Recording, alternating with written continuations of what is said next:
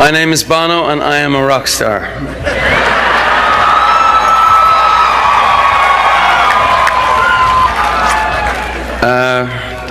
Don't get me too excited, because I use four-letter words when I get excited, and I'm that guy. But I'd just like to say to the parents, your children are safe, your country is safe. The FCC have taught me a lesson, and the only four-letter word I'm going to use today is P-E-N-N. Safe.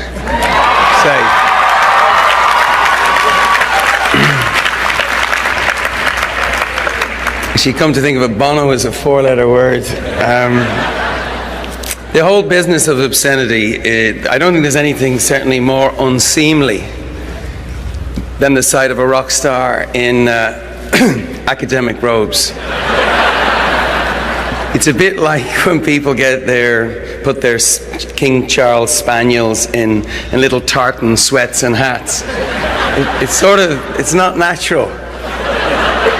And it doesn't make the dog any smarter. It's like, no.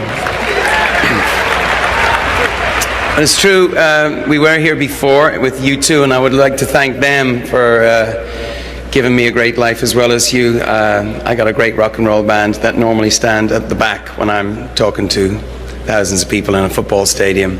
And they were here with me, I think it's 7 years ago. Actually, then there was some other sartorial problems. I was wearing a mirror ball suit at the time, and I emerged from a 40-foot high revolving lemon. It was a sort of cross between a spaceship, a disco, and actually just a plastic fruit. I guess it was at that point when your trustees decided to give me their highest honor. Doctor of Laws, wow! I know it's an honor, and it really is an honor, but are you sure? Doctor of Law, I mean, all I can think of is the laws I've broken. Yes.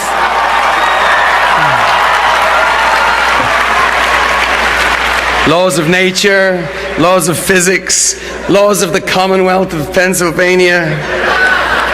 And on a memorable night in the late 70s, I think it was Newton's law of motion sickness or something. But no, it's true, my resume reads like a rap sheet. I have to come clean. I've broken a lot of laws, and the ones I haven't, I've certainly thought about. I have sinned in thought, word, and deed. God forgive me. Actually, God forgave me, but why would you? I'm here, getting a doctorate, getting respectable, getting in the good graces of the powers that be. I hope it sends you students a powerful message. Crime does pay.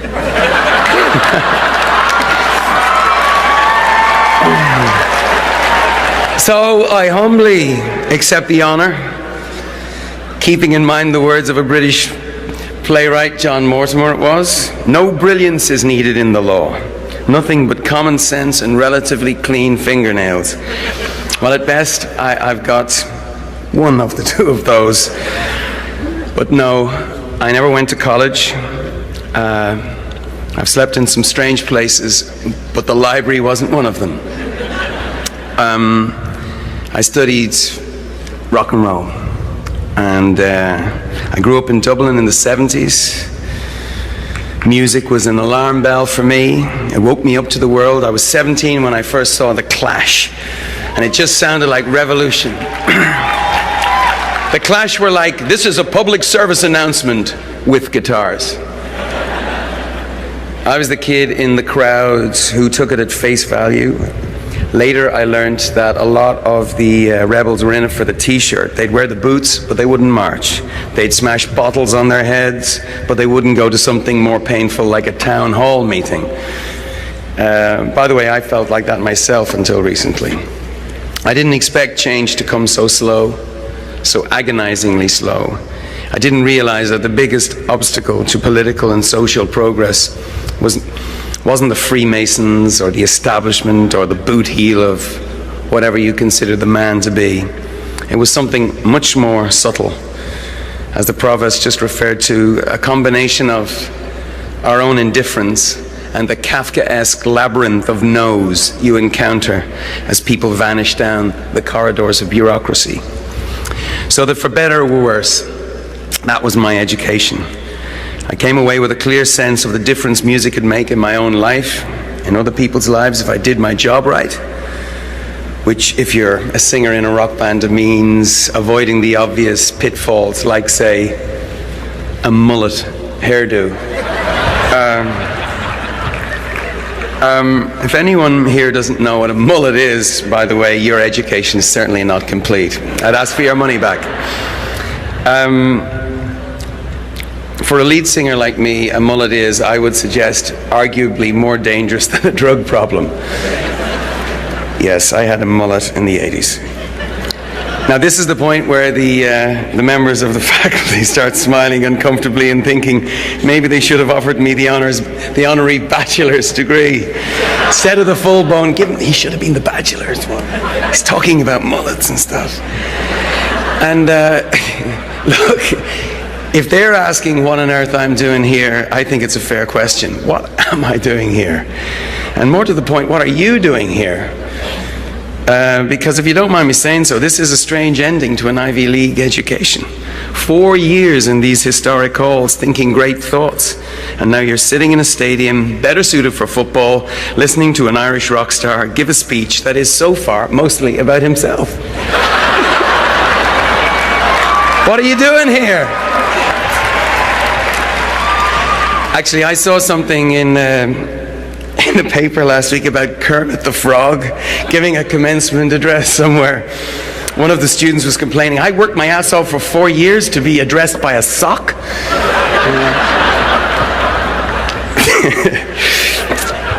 You have worked your ass off for this.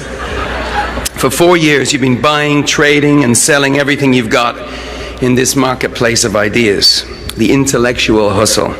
Your pockets are full, even if your parents are empty, and now you got to figure out what to spend it on. Well, the going rate for change is not cheap. Big ideas are expensive. The university has had its share of big ideas. Benjamin Franklin had a few, so did Justice Brennan, and in my opinion, so does Judith Rodin. What a gorgeous girl.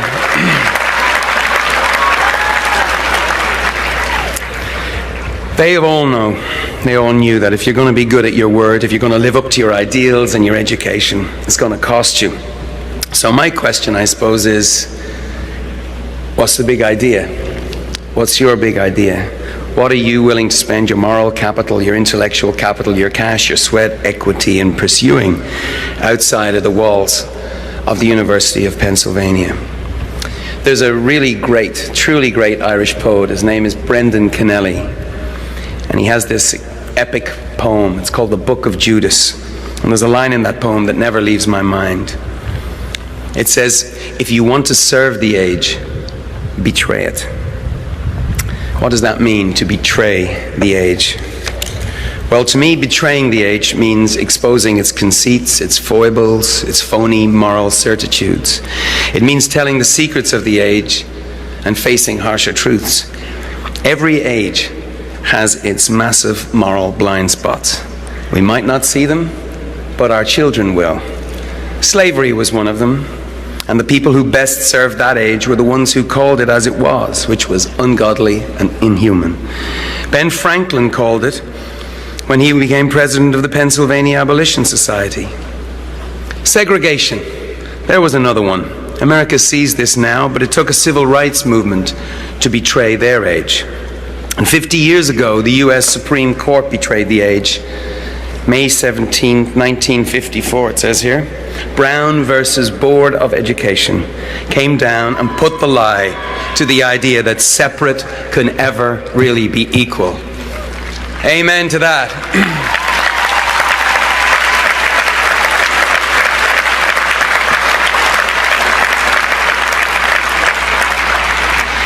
Fast forward 50 years, May 17th, 2004. What are the ideas right now worth betraying? What are the lies we tell ourselves now? What are the blind spots of our age? What's worth spending your post-pen lives trying to do or undo? It might be something simple. It might be something as simple as our deep down refusal to believe that every human life has equal worth. Could that be it? Could that be it?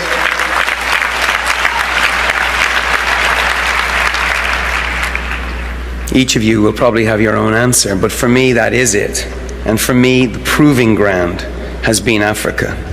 Africa makes a mockery of what we say, at least what I say about equality.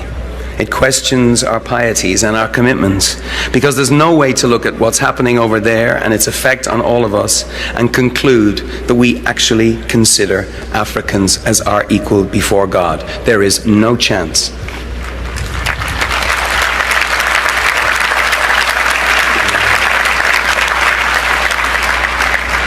An amazing event happened here in Philadelphia in 1985. Live Aid, that whole We Are the World phenomenon, the concert that happened here.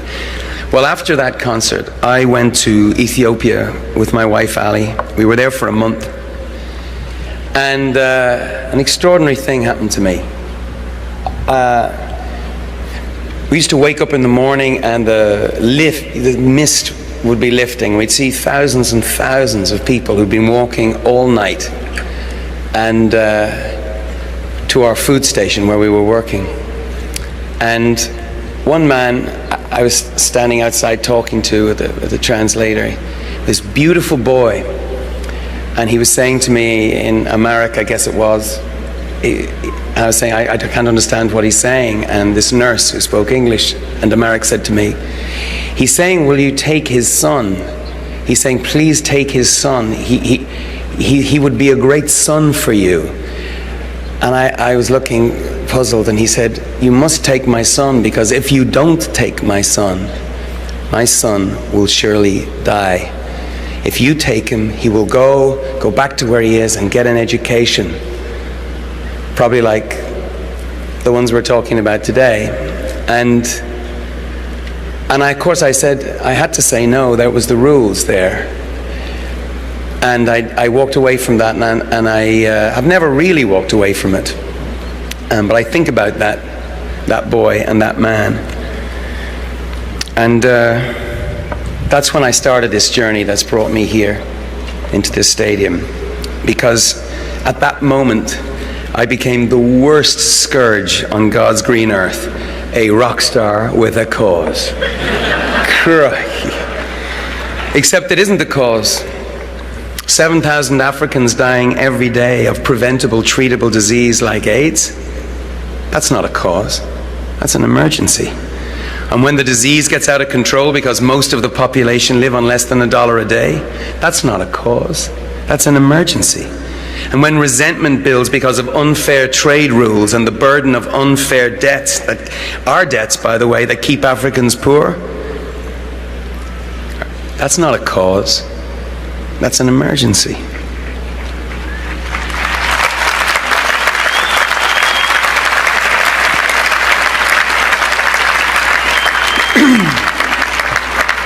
So We Are the World Live Aid started me off. You know, it was an extraordinary thing, and really that event was about charity. But 20 years on, I'm not that interested in charity. I'm interested in justice. There's a difference. Africa needs justice as much as it needs charity. Equality for Africa is a big idea. It's a big, expensive idea. I see the Wharton graduates now getting out the math on the back of the programs. Numbers are intimidating, aren't they? But not to you. But the scale of the suffering and the scope of the commitment, they often numb us into a kind of indifference. Wishing for the end to AIDS and extreme poverty in Africa is like wishing that gravity didn't make things so damn heavy. We can wish it, but what the hell can we do about it? Well, more than we think. We can't fix every problem. Corruption, natural calamities are part of the picture here. But the ones we can, we must. The debt burden, as I say, unfair trade, as I say, sharing our knowledge, the intellectual copyright for life-saving drugs in a crisis. We can do that. And because we can, we must. Because we can, we must. Amen. Sorry. This is the straight truth, the righteous truth. It's not a theory, it's a fact. The fact is that this generation, yours, my generation, that can look at the poverty, we're the first generation that could look at poverty and disease, look across the ocean to Africa and say with a straight face, we can be the first to end the sort of stupid, extreme poverty where in a world of plenty, a child can die for lack of food in its belly. We can be the first generation. It might take a while, but we can be that generation that says no to stupid poverty.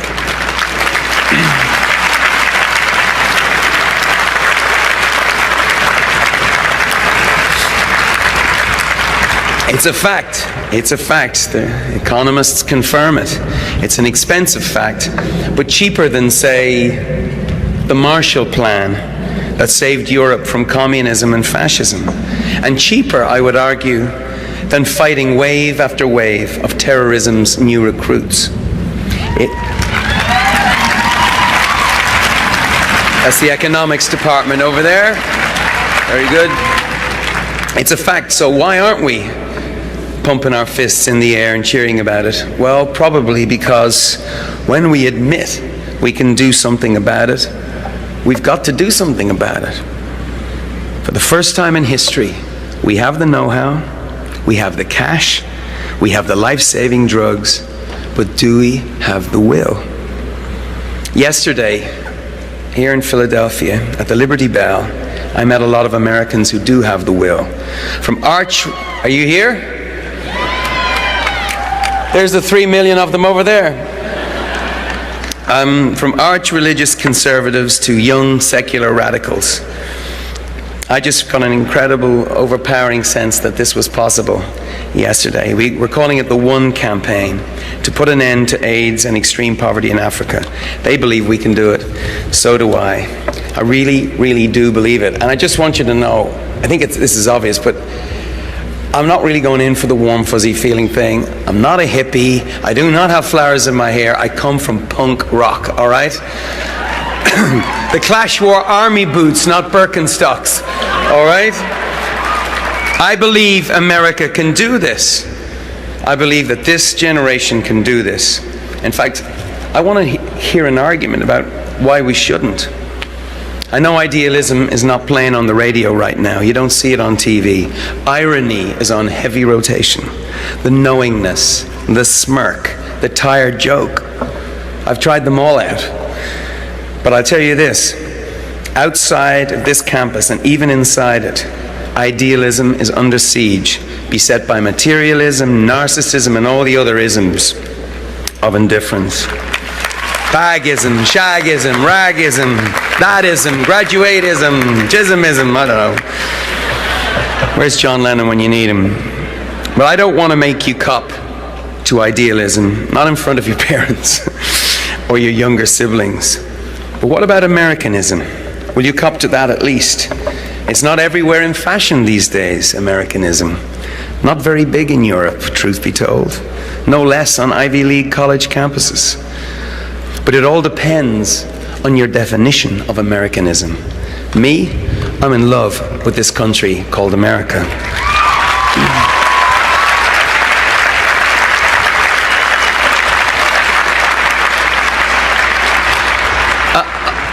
I'm a huge fan. I'm a huge fan of America. I'm like one of those annoying fans. You know, the ones that read the CD notes and follow you into bathrooms and ask you all kinds of annoying questions about why you didn't live up to that. You know, I'm that kind of fan. And I've read the Declaration of Independence, and I've read the Constitution of the United States. And they are some liner notes, dude. And as I said yesterday, I made my pilgrimage to Independence Hall. And I love America because America is not just a country, it's an idea. You see, my country, Ireland, is a great country, but it's not an idea. America is an idea, but it's an idea that brings with it some baggage, like power brings responsibility.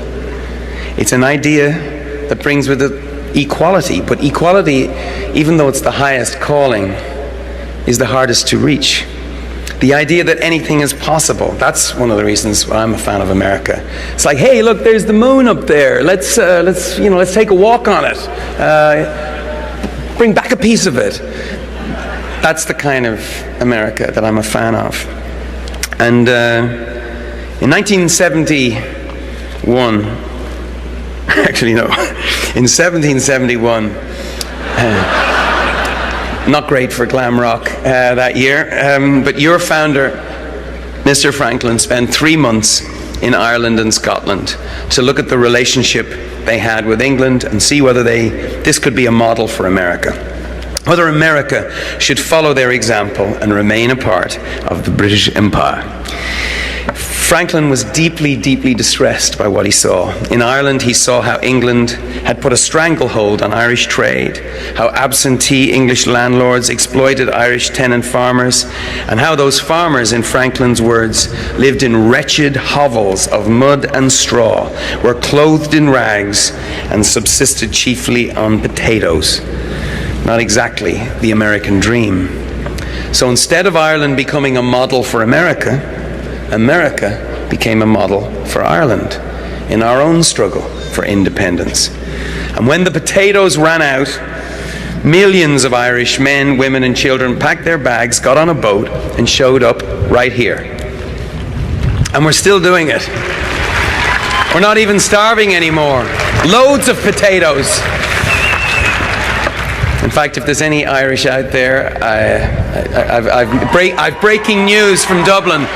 The potato famine is over. You can come home now. Sorry. But why are we still showing up? Because we love the idea of America. We love the crackle and the hustle. We love the spirit that gives a finger to fate. The spirit that says there's no hurdle we can't clear and no problem we can't fix. Uh-oh, here comes the Brits. Only joking. Yeah, no problem we can't fix. So what's the problem that we want to apply all this energy and intellect to? Every era has its defining struggle, and the fate of Africa is one of ours. It's not the only one, but in the history books, it's easily going to make the top 5. What we did or what we did not do. It's a proving ground, as I said earlier, for the idea of equality. But whether it's this or something else, I hope you'll pick a fight and get in it. Get your boots dirty, get rough, steel your courage with a final drink there at Smoky Joe's. One last primal scream, and go. Sing the melody line you hear in your own head. Remember, you don't owe anybody any explanations. You don't owe your parents any explanations. You don't owe your professors any explanations. You know, I used to think that the future was solid or fixed or something like you inherited, like an old building that you move into and the previous generation moves out or gets chased out. But it's not. The future is not fixed. It's fluid. You can build your own building or hut or condo, whatever. This is the metaphor part of the speech, by the way. But my point is that the world is more malleable than you think, and it's waiting for you to hammer it into shape. Now, if I were a folk singer, I would immediately launch into If I Had a Hammer right now, get you all singing and swaying. But as I say, I come from punk rock, so I'd rather have the bloody hammer right here in my fist. That's what this degree of yours is, a blunt instrument. So go forth and build something with it. And remember what John Adams said about Ben Franklin. He does not hesitate at our boldest measures, but rather seems to think us too irresolute. Well, this is the time for bold measures. And this is the country. And you are the generation. Thank you. Thank you very much.